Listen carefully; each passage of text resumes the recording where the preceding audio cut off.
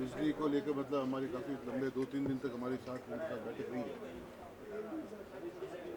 और जो भी उन्होंने समस्या बताई, जो 26-27 पॉइंट उनके थे, उसमें से लगभग 8-9 पॉइंट्स पर मतलब हमने अग्री करके उनके हमने हाथों हाथ ऑर्डर्स भी हमने इशू किए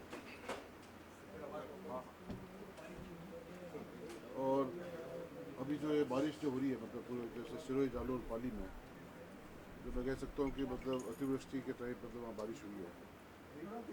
इसमें कई जगह मतलब आपने देखा हो कि नदी में मतलब पोल्स लगे हुए हैं, उसके बह जाने से मतलब ऐसे कई गांव हैं जहाँ बिजली अभी पिछले 2 दिन से पहुँच नहीं रही है।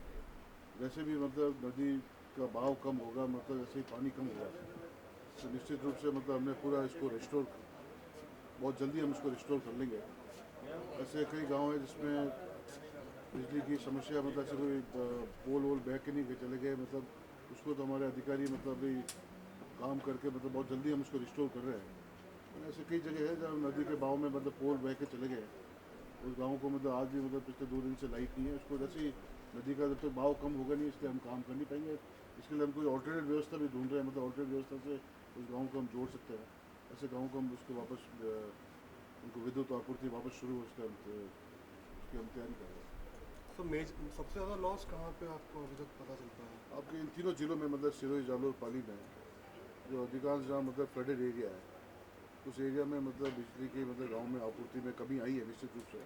मैं ये नहीं कह सकता हूँ सभी गांव में, मतलब कुछ गांव ऐसे हैं जो मतलब उनका तंत्र जो नदी के उसमें से निकलता है, उस वो बह जाने के कारण मतलब जब तक उसका फ्लो कम नहीं होगा नदी का, तब हम उस पर काम नहीं कर पाएंगे। हम उसके लिए एडिशनल मतलब कोई दूसरी व्यवस्था से हम गाँव को हम जोड़ने की कोशिश करेंगे।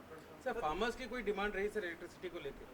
मैंने आपको पहले ही बताया कि किसान संघ के साथ हमने पहले भी वार्ता की है और किसान संघ के अलावा भी मतलब दूसरे जो किसान संघ के साथ भी हमने कम्युनिस्ट वालों से भी बात की है, कांग्रेस वालों से भी बात की है।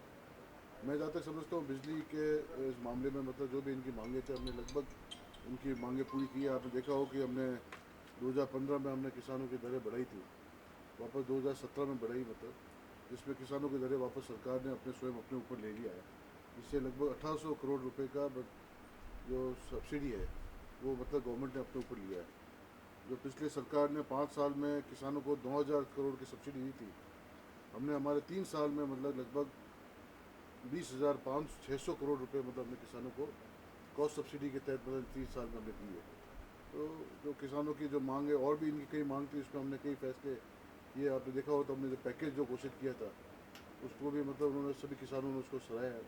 उसके बावजूद जो किसान संघ के साथ हमारी बैठक हुई है, उस बैठक के तहत में उन्होंने जो भी उनके जो जो छोटी बातें थी उनकी, जो हमने उसी टाइम मतलब उनकी बात मान के उनके ऑर्डर्स भी हमने पास ऑन किए। तो मैं अभी सेकंड फेज़ में जब कृषि के साथ साथ बिजली के कोई मुद्दे आएंगे तो उस पर चर्चा करके आपको अवगत करेंगे।